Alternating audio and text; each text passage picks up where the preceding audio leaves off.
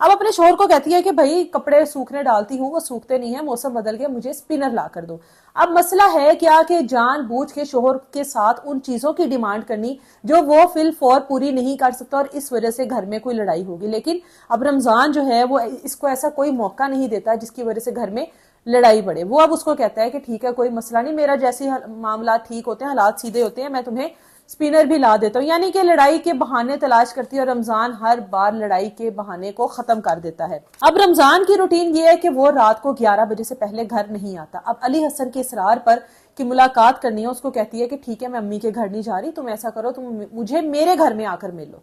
24 नवंबर को अली हसन जो है वो अपना मुंह शू ढांप के इसके घर आता है। अब इसको पता है कि मेरे शोहर रमजान ने तो 11 बजे से पहले घर नहीं आना। बच्चों को गली में भेजती है और अली हसन के साथ कमरे में मौजूद होती है कि बदकिस्मती से रमजान 9 बजे उस दिन घर आता है। अपने पास उसके पास एक चाबी होती है, घर की दरवाजा खोलता है। जब कमरे में जाता है तो बीवी को गलीज तरीन हरकतें करते अली हसन के साथ देखता है।